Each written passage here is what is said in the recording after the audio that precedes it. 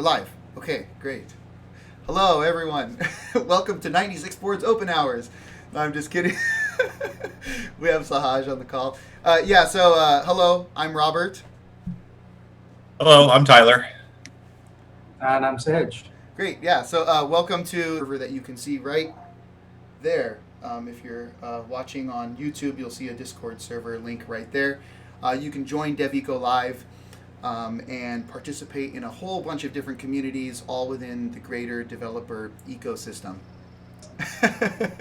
I'm gonna hit this button right now here because it switches one of the graphics on the OBS. But yeah, so today I figured it'd be cool to do some lightning talks about single board computers, and with single board computers in mind, of course, one of the big ones comes up is 96 boards. And so since you are the resident professional here on that, it would be cool to kind of talk to you about these following lightning topics. So one is going to be single board computers, what they are. Let's just kind of give a little brief on that and have some fun talking about single board computers. Then let's talk about our favorite single board computer and why, maybe give a little story. Then I want to dive into, of course, 96 boards and talk to you about 96 boards and the standards and the compliance and all that process, because for those of you who do know me, I was with 96 boards and we did a whole lot of work on this standards and compliance stuff back in the day, and I want to know, I personally actually really want to know what's going on in that world right now. So I think you're a perfect person to talk to about that. And then after that, we can kind of, just ad hoc talk about something else or call it at that point. So I think, Tyler, what was it? Last time we were doing 10-minute blocks. I think since we only have 3 topics, we'll do like 3 15-minute blocks. Give that a shot. Perfect. Yeah. Okay. So let me see. Where do I have that timer? Right here. And I can set it for 15 minutes. You can see the timer in the middle of the screen. And I'll give it a start. So Sahaj, before I hit this button, actually, why don't we do a quick little introduction for yourself? Tyler and I have already I think we talked about ourselves in the last call. Should we do it too? It doesn't matter. Yeah. Let Sahaj do it first. All right, go ahead, Sahaj. Hey, I'm Sahaj Sarup. I work with Linaro with the 96 Boards team, and officially I work as an application engineer, and my main goal is to get different sort of demos and different sort of uh, programs ready for our partners to show off, maybe during an event or something. So a lot of demos that you see running on 96 volts hardware. Uh, that's all me at this point. So that's sort of the main stuff. I also handle a lot of the documentation and the forums and stuff like that. So Sahaj, you remember back, what was this now, I think 3 years ago? Sahaj was hired into 96 boards because he was basically a forum prodigy. He was beating our own support teams. Talk about like Daniel and the folks that were managing the 96 boards forums. Sahaj was slowly starting to move up the ranks until he became number 1. And basically I kind of looked over to Yang, who runs that department, and said, and we need to get this guy. We need to get this guy on board. He needs to be, running the show here with 96 boards. And sure enough, a few years later, here you are. Well, I think it's a great way to get started in any project. Like I think we've probably all heard this, but how do I get involved in open source software? How do I get involved in something? It's to start contributing, right? And I think that's a great way to show that you're serious, that you're interested, you're passionate. I think that's a great way to go about getting a job. That's actually how I got hired at Linaro as well. I was contributing to some of their projects, and they reached out. So, did you have a college? Did you have a college degree, Tyler? Yeah, I did in mathematics, electrical engineering, and computer science. Oh, awesome. Okay, so multiple colleges.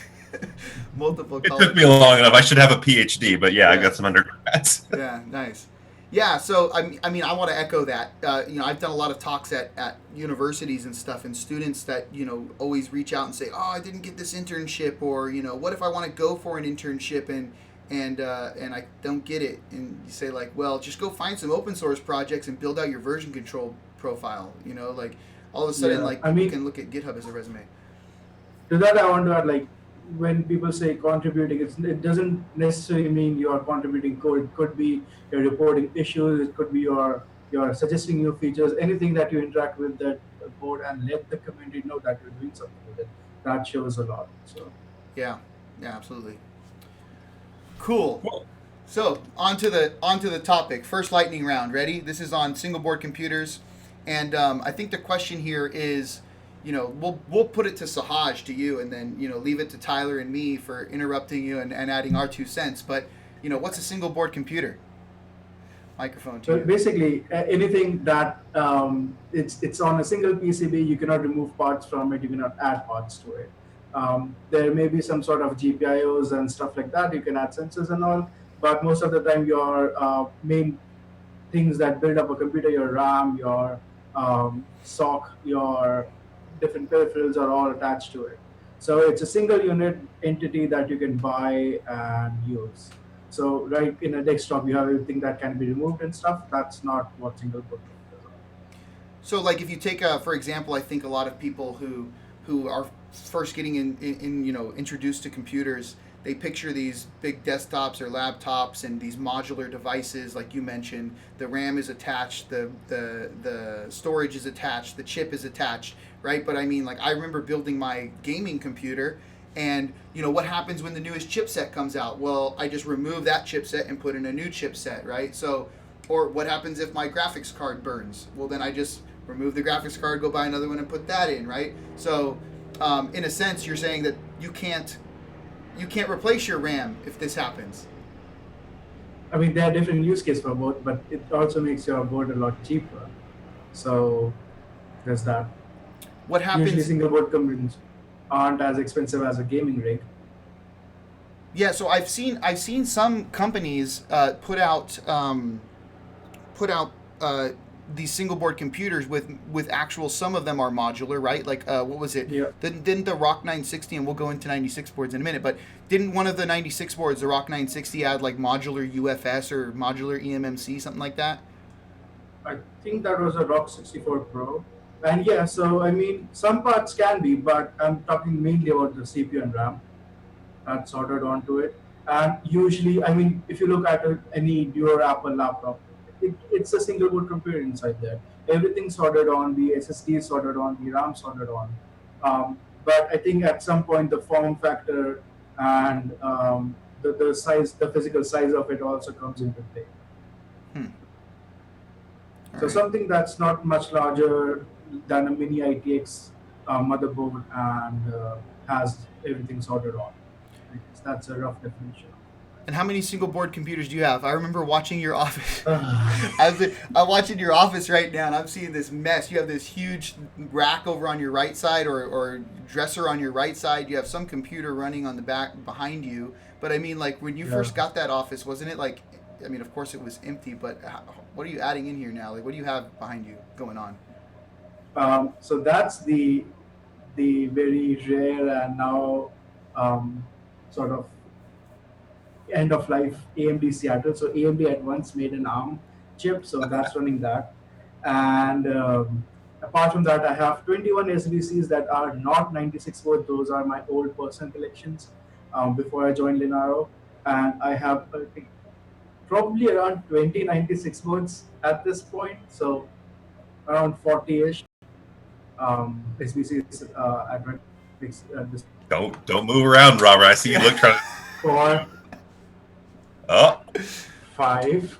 oh. So 5 and then 6. I think that's about it. Okay, let me try. Ready? Okay. 1, 2, 3, 4. Oh my gosh, I can't hold it in one hand. Okay, so we'll just say 4 over there in a pile. 5. This is going to be cheating. There's 6, 7, 8 in this stack here. 9, and I think I got one more over here. So I got 10 sitting on my desk right now. So you couldn't have 10's computers sitting on your desk. That's true. Depends on where we got it Yeah. from. So that is, you win. I have 0. I have You have 0? minutes. So okay, but I have to give you a little bit of a caveat here, or a reason why. I brought all of my boards over to the ARM office, okay? And we can't go to the ARM office anymore. So like we're literally stuck out of it, right? And so now all my boards are at the office. Gone. And so I don't have any boards at my house. All of my boards are there and stuck until I can go back and retrieve at least some of them. I I do want to though touch on what Tyler just said. You can't have that many computers on your desk because I do have a phone, an iPod, an Apple Watch, and some one a day vitamins. So all of those except for one is yeah, they're all SBCs but in form factor. Yeah, there you go. Yeah. Cool. Yeah, cool. All right, so then let's talk about favorite SBC, because we do have, it looks like 9 minutes left. We did talk about SBCs, and apparently Tyler wins the SBC on your desk game. But what's your favorite SBC? And I mean, like, if you want, even go back to like the beginning, tell a story if you want. I don't know. Let's start with you, Sahaj. So if you are talking about the beginning, then it has to be the Raspberry Pi. That's what's introduced me to this board. But if you talk now, it has to be the Hikey 960. This is what got me into Gennaro and 96 boards, because this was the point I realized there is a group of people working on Android, and they use the latest kernel, and it's not shipped with them 3.12, and this shipped with 4.4. I was like, this is amazing, right? Like, so latest kernel on Android, it blew my mind at that time, and that's sort of the point I got involved with the 96 boards forum and stuff, because I had the Dragon board before it, and that was shipped with Android. The stock Android at that time, it hadn't been supported in USB. So, but this just like blew my mind. If someone, because so back in the day the situation was a bit different, and everyone was shipping, everyone was basically copying Raspberry Pi and shipping SBCs with an Android image that ran like super old Android, or like even new Android database with like old kernels. So it was just fresh to see something like this at this point. Did you end up playing with the Hikey 960, Tyler, when it first came out? We did. We got early prototypes of it. Obviously, the software wasn't there. I mean, now the software is much better state, and I think most of it's upstream, if not all of it. So yeah, I mean, the iteration on those high keyboards have been pretty cool to see. I'll kind of reiterate how I got into where I started. Was I'd say it's the original BeagleBone. That's kind of where I started. Funny enough, I was doing Android back in the day. And that was OMAP 3 was like the thing that was the hot chip at the time. And so, yeah, I'd say like BeagleBone or like Panda board were kind of, the OMAP 4, OMAP 3 stuff was kind of where I got on board, and still. I was too late. I was too late to the SBC game to get hooked on those boards. But did you ever work on the Snowball? Yeah, I did do some work on the Snowball, the IMX5, and then I guess like any of the IMX 6 and 7s are really cool too. The WAN board is a really cheap like alternative, and it's been out for a long time, and the software is good. So, yeah. Yeah, I want to say like my favorite is the Raspberry Pi. Also, like if we're looking all the way back from Sahaj's point of view. I mean, I have my story that I tell basically everyone about the Raspberry Pi. Don't know if I want to. I'll repeat it. So, like, I remember I was in college, right? Like, it was, I think, 2012.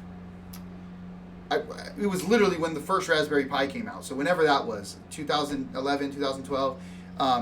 And it was the Raspberry Pi baseline model, Type A, whatever, back when it was $25 also. So, like, the first one came out, it was $25.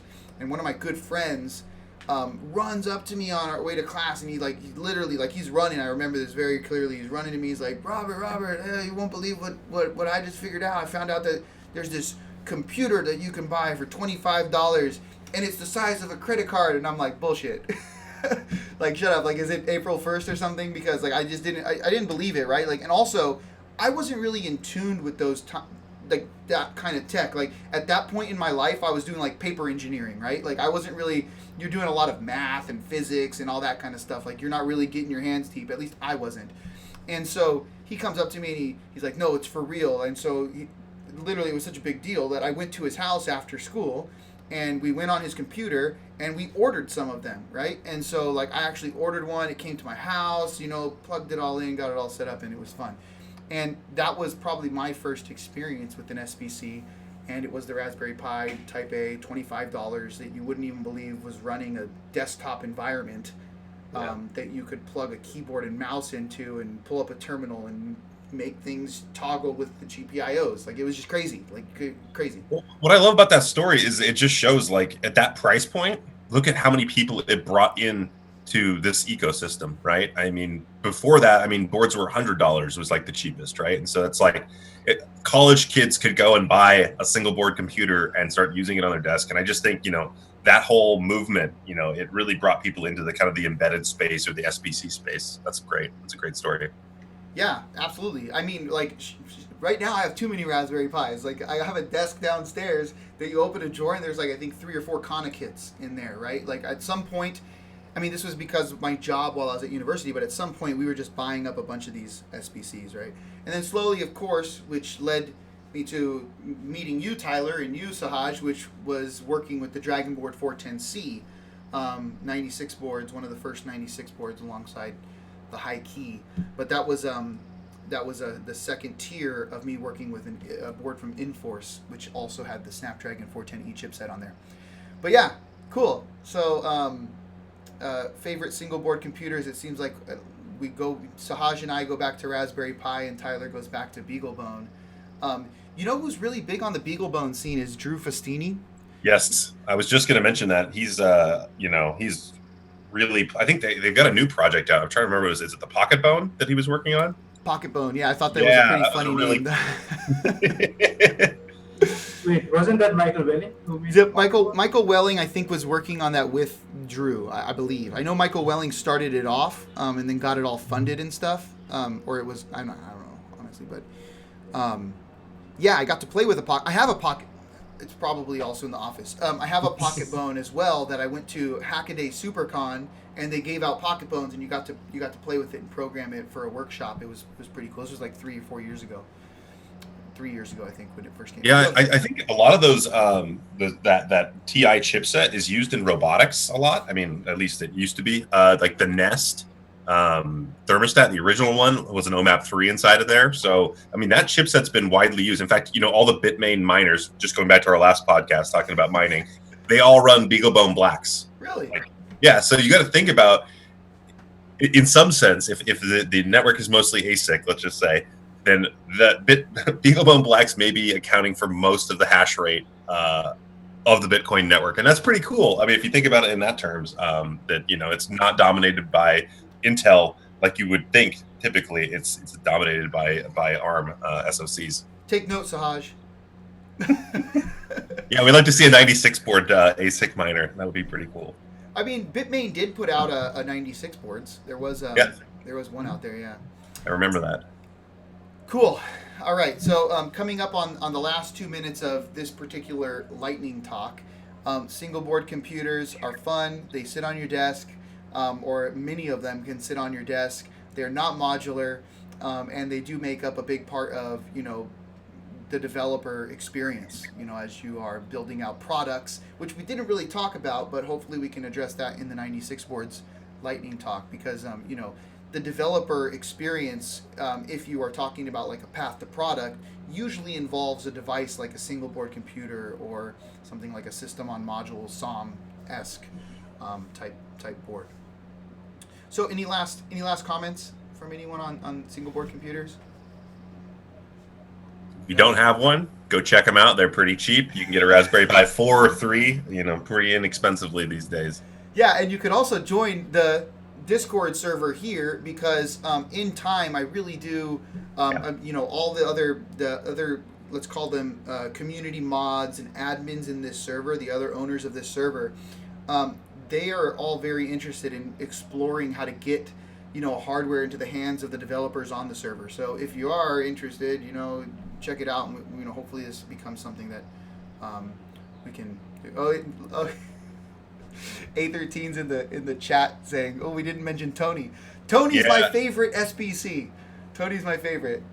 Right? So like Raspberry Pi was my favorite, but Tony's my favorite now, thanks to A13. I think we should give an honorable mention to the chip. I think that was a $9 computer. Yes. Came in, at a fraction less than the Raspberry Pi. I think that had an impact. That's a great single board computer as well. It's teeny. The form factor on that thing is small. Yeah, that's true. And A13 is actually pretty involved in that community, the chip community. At one point, he tried migrating their kind of Discord over to the developer ecosystem, but it didn't end up working out. So there's still another developer ecosystem. I mean, another chip community on there. Okay. Oh, he Have has you one right seen there. these ones? Is that it? No, no, it's not a chip though, but it's a V3S, so it's almost as big as your USB stick, Ah, and it has like a single core, 400 megahertz, something like that. nice. What are you doing with it? So this was the first prototype of the ARM USB stick that I made.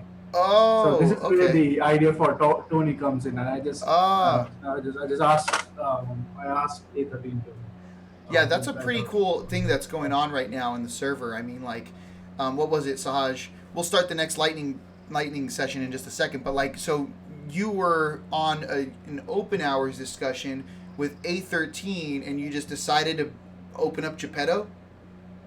Yeah, I think it was works on ARM discussion.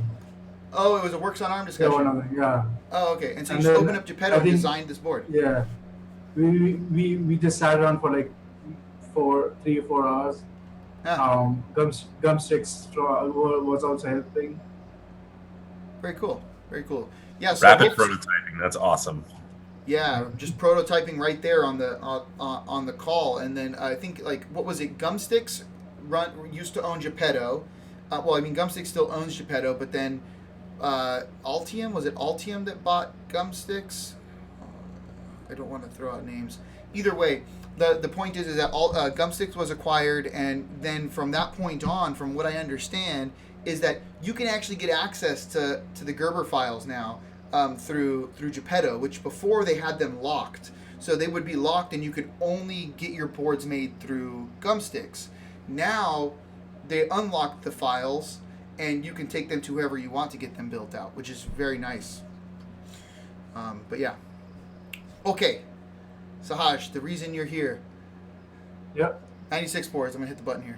96 boards. All right, and starting the lightning talk. 15 minutes on the clock. Okay, what's this? What's the spiel? What's the spiel? So 96 boards is not an SBC. We don't manufacture SBCs, but what we do is our aim was to. So Linaro did the same thing back many years ago. They bought all the ARM vendors together to make sure that there's one standard that goes into the Linux kernel and there's no much deviation from that. Now 96 boards in many ways is a hardware version of that. It's a standard that specifies how a board should be designed, where the USB port should be, where different display ports should be. So on the high key, you can see, and on the Ultra 96, you can see very similar looking stuff. All the IOs are same on both the boards; they are interchangeable, and so this creates a community around this form factor and around any of the peripherals that are made for the form factor, and that share the community. You can share the different sort of mezzanine. So if there's a mezzanine out there, which is our add-on card, I don't seem to have any on my desk, which is very odd at this point, but I usually do. But anyways, I have 396 boards here. So I have the Ultra 96, I have the Dragon Boat 14C, and I have the Hikey, obviously. And all of these have the same headers, and you can um, you can just add the same mezzanine to all of them, and it will work if it's electrically sane. So this means with the same form factor, with the um, same pinouts and all of that stuff, you can have very varying degrees of hardware capability. So this is a 14C entry level low power sock, quad A53, 1 gig of RAM. Same form factor, same basic features, but you then get octa core higher end. Well, now it's kind of old. We have new variants of it, but at the time of its launch, higher end 4 gigs of RAM. Um, SoC from Huawei, and then here you have something that's completely different. This is an FPGA board. So this is from Xilinx. This is the Ultra 96. Gives you a very powerful FPGA for comparatively cheap prices. And again, the same form factor, all your hardware, all your machines will work. So that is the sort of standardization we've been looking for at the hardware perspective. and that is what we provide. So we don't manufacture anything. All our vendors do the manufacturing. They handle the marketing. We just handle all the community side of things. So I've got a question. So I've just taken a look at the website right now, and it looks like you got a whole bunch of new boards in there. So which one's like the new popular one? I know Hikey 960 was popular for a while. Is there a new one that's kind of come out as one that? So Ultra 96 has since taken over the old Dragon board or Hikey 960 hype kind of a way. We have a couple of new boards that we are expecting to sell and be very popular in the coming days, especially the Avenger 96. Um, the upstream effort on the Avenger 96 is commendable. Like I really like that, and the price point is fair enough. Apart from that, there's the RB3, which is the new super powerful board we have in our inventory. So if you are after raw power and GPU performance as well, because the GPU is open source, that is sort of a good push. And I guess the RB3 is, I have one here. It is a nice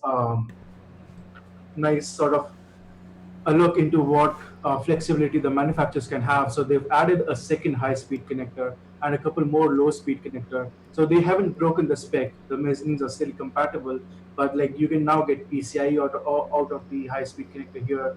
And what they ended up doing is just use off-the-shelf 845 system on module here and piggyback there onto the 96 volts form factor. Very cool. And that's like for robotics use cases? Yeah. Oh, awesome.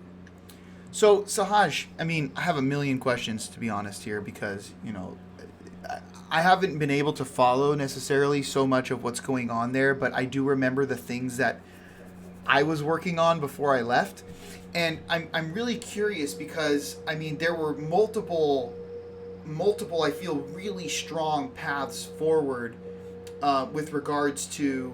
So you mentioned, okay, I'll backtrack for a second. You mentioned 96 boards is a standard, right? And a standard requires rules, right? So these rules are laid out in order for partners of 96 boards to build out these boards, following the footprint and following the different I/O and making sure that the high speed and low speed headers are aligned and they all output the same thing, so that you can build the mezzanine community on top of it, et cetera, et cetera. But naturally, right, there is an evolution to this, and I'm wondering because, like, I mean, one of the last things that I remember working on and discussing with a lot of people was the evolution of this specification.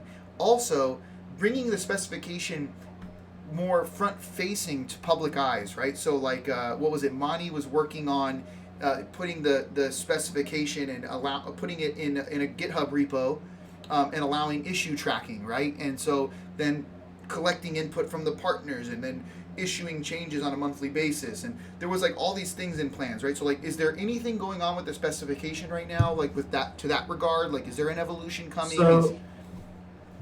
So the one thing that has changed is earlier I think there was some easing out of following the spec for a couple of older boards and stuff like that, but we have made that more strict. So like uh, we don't do the hardware specification go through, and we don't check it. We send it to the manufacturer and they have to self-evaluate all of that now. So that is sort of one of the changes, but we are still working on the V2, which don't quote me on that, might be very similar to the RB3 we just showed, because that's sort of the correct path we see. Might not be the same pinouts, might not be the same form factor, but again, additionally, we want to add USB 3, we want to add PCI natively, because so different manufacturers have taken different take to adding PCI. RB3 did the high speed header way. The high key actually has a physical mini PCI slot at the back, and so everyone's taking their own way of doing this, and this is sort of a thing we are seeing. PCI and USB 3 is something that we're seeing being exposed more and more. So that is something we want to standardize on as well. So yeah, it's still a work in progress. So I think we've talked mostly about like SBCs, like Cortex A processors. I know there's a spec for IoT for like MCUs. Do you guys have any more of those in the works, or is there any new developments in that area? So we just released the Shield 96, which is based on the microchip core. Now, it is still a Cortex A, but since you asked for the newer ones, that is the one, and it boasts a lot of security features in built crypto stuff, and it comes basically in two variants. One has a license for EM Sparks crypto libraries and stuff. Oh, So cool. it's All right, So, thank you. so Tyler, I actually want to address this one to you because you might, I mean, both of you will probably know the answer to this, but I have just only heard speculation and or whatever. So, the 96 board's low speed header, 2.0 millimeters, 1.8 volts, like the decision making behind this. Also, I mean, let's take it even a step further and go to the barrel jack. Like the barrel jack is not necessarily the standard barrel jack that other SBCs use. And so like 96 boards took early steps in either trying to set a what is it? Set a precedence for this movement into the 1.8 volt era, and or made a bad choice, and or just wanted to distinguish themselves. So like I'm wondering why the 2.0 millimeter header and why 1.8 volts, and why not just adopt the other Well, I don't want to say why. I'll maybe kind of speculate on like the impacts of that. I mean, the CEO of my current company was the one that kind of really drove the initial spec of this. So he will have all of the right answers, and I'm sure he'll have justification for all of them as well. I think, as you push any new standard out, you kind of have to look at like, okay, what is everybody else doing, and then where do we want to go? And I think it was like form factor requirements that drove some of these. But the 1.8 levels it was kind of, I mean, it still is annoying because you were already tooled up for 3.3, sometimes 5 volts, and so you had to go out and buy additional hardware like shunt resistors to get things stepped up to the right signaling. And that was a pain in the early days. I'm sure now. I'm not sure about some of the newer boards if they've gone back to 3.3 or they're still at 1.8. There might be more tooling around that now to support developers. So for the pin pitch header, I think it's definitely been the form factor that decided that. But the 1.8 volt is sort of now showing its true color, because all the sensors that are now on the smartphones are 1.8 volt. All their socks are 1.8 volt natively, and the voltage was decided based on the fact that there's going to be a mezzanine on top. And unlike the Arduinos and unlike the Raspberry Pis, we are not expecting people to plug in different sensors manually.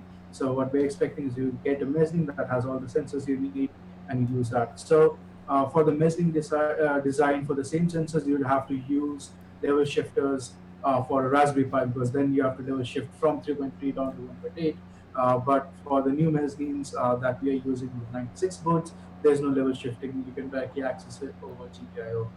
So it helps a bit with signal integrity and stuff like that. But yeah, it's just new hardware is not designed for 3.3 volts anymore. It's old.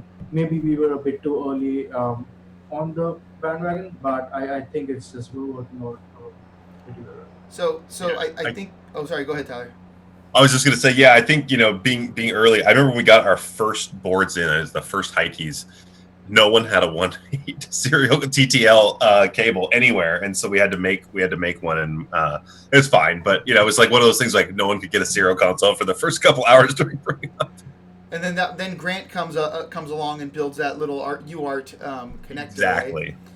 Yeah. So I think you guys nailed it, right? Like, I mean, of course, I come from 96 boards. I kind of knew these answers, but I just wanted to, reaffirm them. But like, so this is the segue into this path to product, right? So like when you're talking about these sensors and these things literally being natively 1.8 volt, these chipsets being natively 1.8 volt, and these are the things that are in the cell phones, and these are the chipsets that go into products, right? Like I want to talk about 96 boards, and if you could, Saj, talk a little bit more about this path to product model, and why 96 boards is kind of like that. I want to say like that bridge between these worlds, right? Because Raspberry Pi, like I think it's mostly like makerspace, right? Like a lot of Yeah. these Raspberry Pis, there's 10 million, 20 million, 50 million Raspberry Pis sold. But like I said, a bunch of these are just sitting in my desk, right? And I'm sure that it's the case for a lot of people. Whereas people who buy 96 boards have kind of a pretty solid purpose Yeah, behind it. so our main aim, even at the beginning, was to enable manufacturers to provide a development platform for their consumers, for the companies that will be using their SoCs to make different products. Now, in case of a Raspberry Pi, let's take that from you cannot buy that SoC apart from the board itself. So, if you want to design a custom product, if you want to design something else, that's not possible. You can prototype on the Raspberry Pi, and then you end up using the Raspberry Pi itself. At best, you end up using the SOM. But with the 96 boards, our aim was to provide a development platform where once you prototype on our hardware, for example, the 14C, you can buy the 14C chipset separately and then go into mass production with a custom PCB design. So that is sort of the path to product thing. That Well, would, something along the lines of the 410C, the nice yeah. part about that, at least at the time when they released it, they were going to support that chip for 10 years. So you knew you They had support it.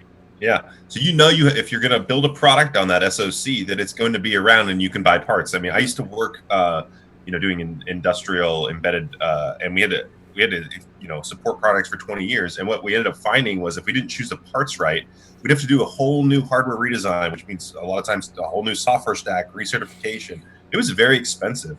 And so what we actually started doing, and then this kind of goes back to your point, Robert, about the cell phone manufacturers, and these parts, is trying to figure out which parts the cell phone manufacturers were going to kind of go through. So like if you're planning a product, knowing that the 4 gig chips are the new hotness right now, that they're probably going to be cheaper in 2 years when you actually ship that product, and they're gonna have a lower BOM cost. But then it was also how long can we get these chips for? Because a lot of the parts that are in cell phones are only available for a couple years, and then they move on to the next one. So I think it was a really good idea for that 410C to say, hey, and Qualcomm to say, we'll support this chip for 10 years. That way people can feel comfortable building products on top of it, and not just like it's going to go away in the next year. And what about? I mean, thank you. That does definitely make sense. Like I've talked to several people about this whole path to product thing. I mean, like you go to events and I think one of the biggest things about 96 boards was like why would I spend $200 on a 96 boards when I could spend $35 on a Raspberry Pi? And I was always stuck comparing the two, right? Like even though you don't want to, you don't have to. But I mean, yeah. the one rude answer that is also the true answer. If you're asking that question, that you are not the target audience. Like, if that's your question, then yeah, don't do it. Well, I also think It's 96 not the boards target. gives access to high-end SoCs that you normally wouldn't get on a Raspberry Yeah. Pi, right? Like the performance differences. You can get accelerators, like you were showing the Xilinx board with the FPGA, right? Like you get something like that with a a full package or a GPU, like a really hot GPU. And I kind of look at them as like there's this baseline of like the regular development boards that are widely used and they're cheap, and then if you want like a Corvette or something like that, you go get a 96 board. If you have an application that needs processing power, you're probably going to look for a 96 board for something like that, because they have a wide range of options and kind of different performance levels in there. Yeah, and David Tischler on YouTube says the LTS parts are also very important in the medical world. Those machines cost a lot of money. Well, yeah, you just don't want to recertify it. Recertification is so expensive. So if you don't change parts, you don't have to recertify, which is nice. Yeah. Cool. So that was the lightning talk for 96 boards, but I feel like I still have one more question I wanted to talk about here, if that's okay. There was one thing about cross compatibility, and this addresses kind of like somewhat about the compliance for 96 boards, but the point has been brought up where I'm working on a Dragon Board 410C today, right? And then it turns out that either it's too powerful or not powerful enough, and I want to transition over to another SoC.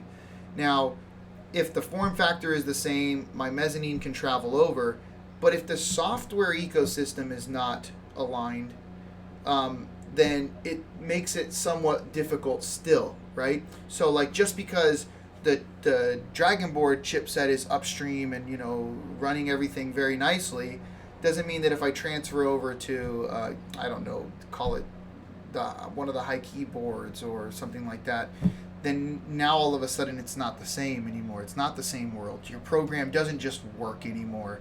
And so this was kind of something that was also, from what I understand, being addressed at some point. I'm wondering kind of like where this is all at and whether or not that's still kind of a So focus. yeah, so there's two parts to it. The first one, if we take just maker stuff into consideration, the kind of codes that makers run is mostly to do with GPIOs and controls.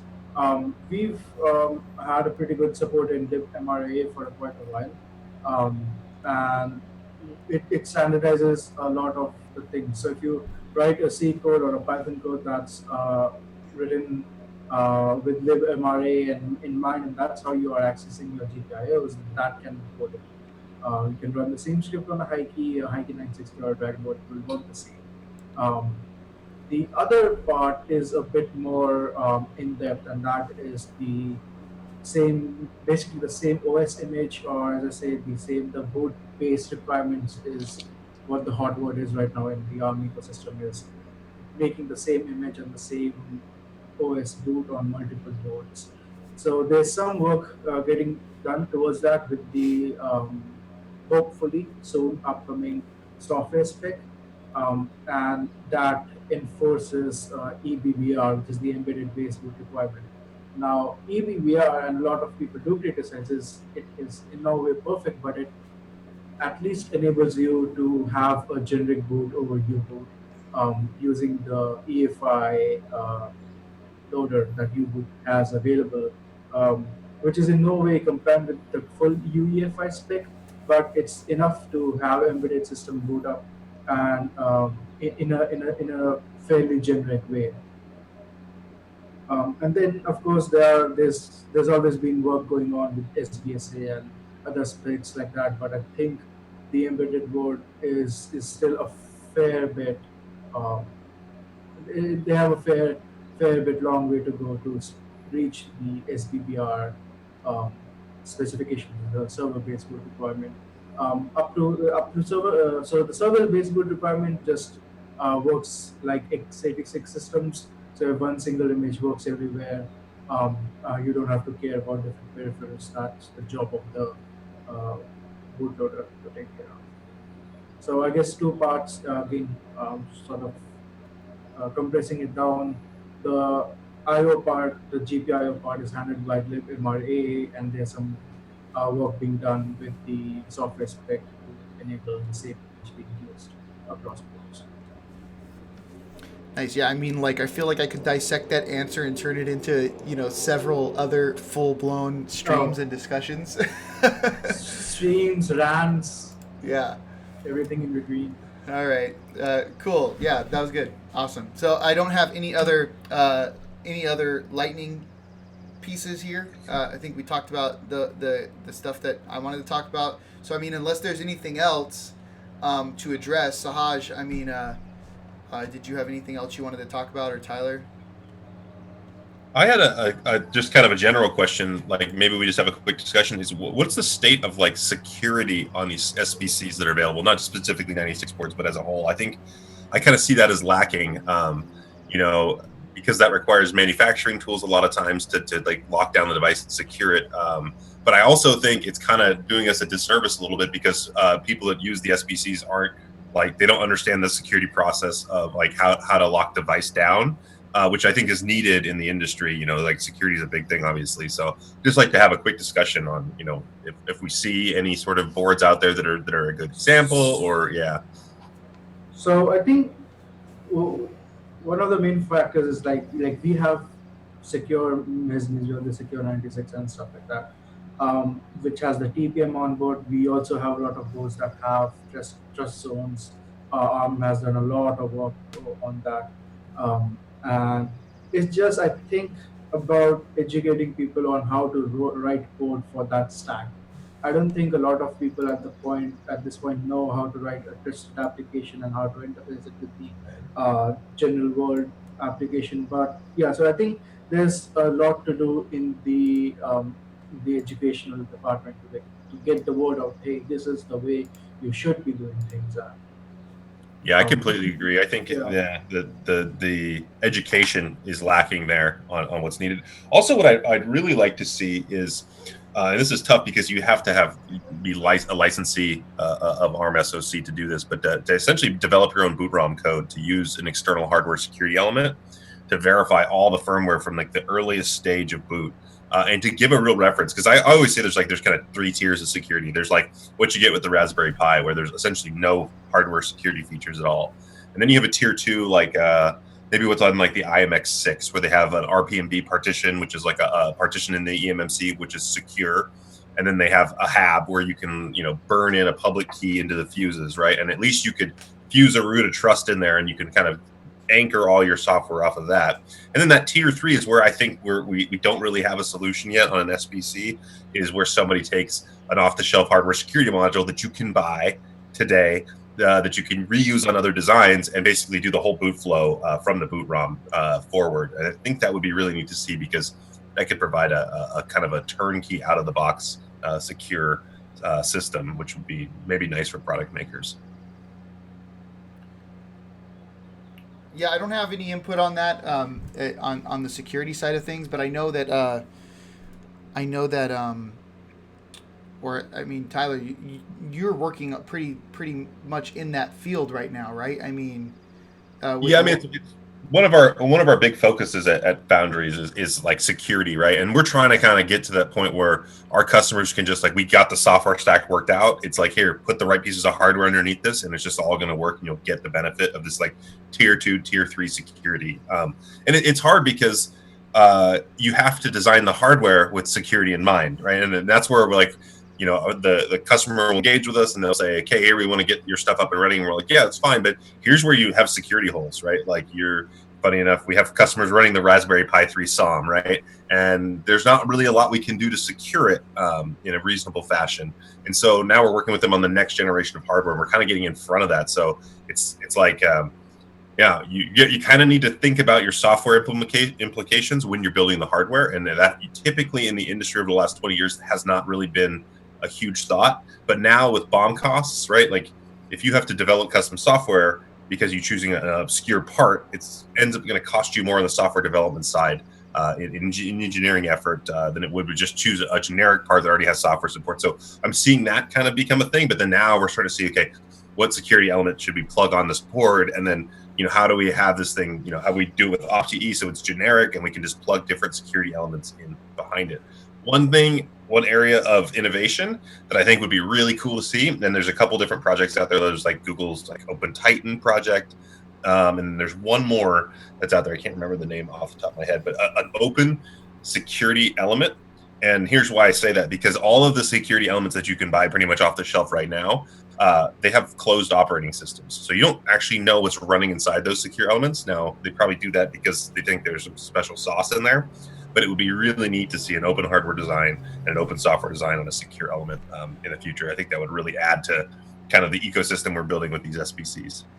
Doesn't I just don't maybe I just don't understand it enough, but I'm trying to wrap my head around having something that's secure and yet fully open at the same time. Right. Well, so yeah. I mean, that's a good question, right? So what I'm saying is, like, you can audit the operating system that runs. So like these operations that happen, like, it's going to generate the key in the secure element. But I want to be able to look at the operating system code and any of the application logic that runs in that secure element, so I understand how that key generation happens, right? So imagine if, let's just go back to our crypto conversation, right? You've got this ledger, this Trezor. That's essentially a secure element, right? But you don't have the source code of that firmware. So you don't understand if they're actually generating, how they're generating random numbers to feed in to seed all the crypto behind there. Like, if we had that open, I don't think that would necessarily, open any security holes, but it would give the person peace of mind using it, that it's done right if they can check. But it also allows people to look and say, hey, I think you're vulnerable to this exploit because you're doing this operation this way, right? And they can iterate on the firmware quicker. It's a balance, though. I think anybody that builds a secure element's like, well, if I show the code and somebody doesn't report the vulnerability and they use it against me, that's bad for my product, right? But on the other hand, if something was made before we put it in a product you made a secure element that people could hack on and play with, and say, here's open hardware and here's open software, and now use it, and we can put it on a Raspberry Pi, and we can anchor the root of trust in it, and people play around with it. They open issues, they say, hey, it's vulnerable here, and you fix it up, and then you use it in a product. You could probably get around some of those fears of having an open software enclave. I think the false positive trust of security by obscurity is a big issue. Like, people want to hide their code and hide their designs because it's secure that way, but it's not. Yeah, I mean, and that's the point. I think that is the point I was trying to make, is that it's like it's not right, and it gives us false sense of security. So it would be really cool. There's some projects out there that are trying to do it, but something like general purpose that you could just plug under Raspberry Pi and get that tier 2 level of security, and also something. So I think in that secure element thing, what I'm kind of looking for is key generation that happens inside the secure element, offloading crypto so you can accelerate crypto operations, and then a secure key storage area. So you can, when you generate the keys, they're actually stored inside the secure element. They're not actually exposed to any user space at all. And then they use the crypto operations to access them. That would be really cool to see on an SBC, or just an external part you could plug into an SBC. So on that note, you're making me think of going back to our Bitcoin discussion last week, and talking about crypto, and this ledgers, right? The ledger and the Trezor, and these devices that store your private keys that you can't even see, right? So I mean, you essentially just sign these transactions with a button, and there is no user space that allows you to actually see these keys. Whereas you go generate a paper wallet, or you generate a wallet through a cell phone app, you can go access your private key, and you can access your seed phrases and move these over to whatever you want. When you're doing something on a ledger, I've heard, and this is where the question comes from, is I've heard that if you get access to my ledger, physical access to my ledger, that there is a way to kind of short circuit this chip to gain access to the private keys. Is that a thing? Can you actually get access to my private keys by having access to my hardware? So there was a vulnerability probably about a year ago that they could take over. Now, I don't know if they could actually access the secure storage of it, but they could basically get root access on there. And so it was kind of one step away from being able to maybe reverse engineer how this works. I haven't actually heard of a vulnerability on a physical access side. Now, you start giving people physical access to just about anything, and there's a good chance that the right person with the right amount of passion could figure that out. Yeah.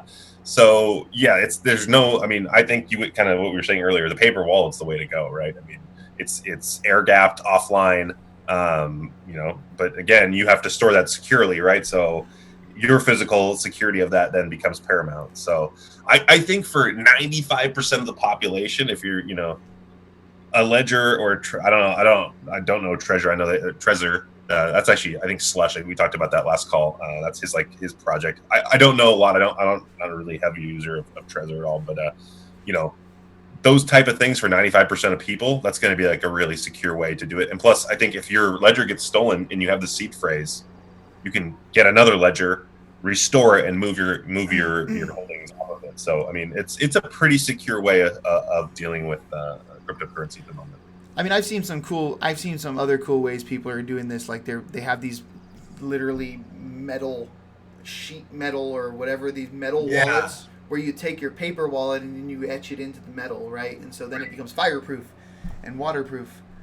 But yeah. Yeah, there's a cool article that goes through torture testing all of these physical key things, and the metal one, like you said, they burned it, they smashed it, they tried to simulate a hurricane and all this stuff, and that one was the one that ended up surviving most of the things that they threw at it. So yeah, there was a cool thing that we have 6 more minutes, but yeah, sure. Going back to 96 boards, I took this idea to some students about creating a secure way to store and transfer crypto, right? This was it was a project at UCSD that these students built out using I think it was the Dragon board.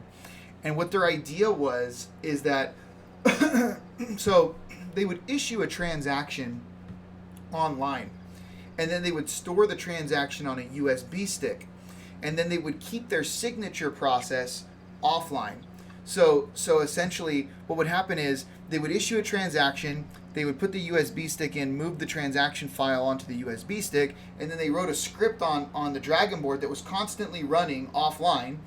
As soon as you plug the USB stick in, it detects it, finds the file, signs the file. You pull the USB stick out, and then you have a signed transaction that was done offline, right? Yeah. So I thought that was pretty cool, use of 96 boards, and it's also kind of something that I hadn't seen yet in the space. Now, of course, you're always weighing out convenience with security, right? Right. And that's kind of the weight factor there. Well, I think that's one of the downsides to crypto is that it is pretty. I mean, it's inherently complex because of the security parts, and then you're trying to balance making it easy versus making it secure. And I don't think anybody's really found a super great middle ground yet. It's still a little rough around the edges, but I want to know Sahaj. If Sahaj is going to get into crypto at all ever. At some point, sure, maybe soon enough. Yeah. All right, Yeah. let us know. keep us posted. So it's funny because so I'm in WeChats and other chat rooms with Sahaj, and anytime something crypto comes up, there I go poking my head in and be like, "What'd you guys say? What's going on right now?" And then one time Sahaj brings something up in a WeChat group, and he's like, "Just wait for it. Robert's gonna come in here right now." And sure enough, I saw the post that was, I think it was Yang made on some crypto thing that was going on. But yeah. Alrighty. So closing remarks. 4 minutes left. Anyone with closing remarks? Yeah, I guess anybody that maybe wants to do agenda for the next time we get together, I just suggest some agenda items, or if we have a cool guest that we want to bring on, I think that would be fun too. So I don't know where this is going to go, but I'm having a good time just having informal chats with everybody, and topics have been interesting so far. So yeah. Yeah, and I think that's kind of the route this is going, right? It's a very casual, informal discussion session. I mean, eventually, maybe one day we could just open up the Zoom and see who wants to join in on the Zoom and just chat. But yeah, Sahaj, thank you for joining this time. It was nice. All sentimental stuff. I'm sorry? Yeah, thanks for joining us. Like old times. Like old times, yeah. That's what I was, oh shoot. Open hours tomorrow, right? Did you want to talk? Is open hours going on tomorrow? Yeah, so open hours is tomorrow. I'm not sure if it will be recorded or not because people apparently don't talk if I record it. So I've actually for the past couple of months, actually just the past month, I've done this every other now and then. I'll start the recording, and every other episode I'll not do the recording. And so the episodes that I don't do the recording, they can go on for 2 hours or even more if people want. But the day I do the recording, it's no one's interesting till the time recording is off. So we're still figuring out, but yes, we will have open hours tomorrow, 4 p.m. UTC. And let me just quickly grab the link. Well, I mean, unless you've already posted it. I don't think I posted anything in there, but yeah, I mean, it's funny because the 4 p.m. UTC time slot is prime time slot for everyone, it seems. And I didn't realize that because of course my life was structured around open hours for several years, and then now that it's not, everyone's schedules I'm pretty sure I have a meeting tomorrow that someone threw in there tomorrow during the open hours hour. It consistently happens 9 out of 10 times. It's crazy. Now it's even more because of the whole everyone's working from home thing. Yeah. So it's that's even true. jam-packed. Because I mean, when you started open hours, that time made sense because there were people in the office as well who joined from their workplaces and stuff like that, and people used to have physical meetings, so the timing wasn't. It was a comparatively free slot compared to right now. Yeah, I mean, I don't know. Tyler, did you want to say something? Oh no, I have to drop for another meeting. It was a pleasure, everyone. Thanks for having me. Yeah, no, absolutely. Let's cut the stream anyways. Sahaj, thank you. Tyler, thank you. Thanks devEco for allowing us to do this, and you all have a great rest of your day. All right. Yeah, thanks. Bye.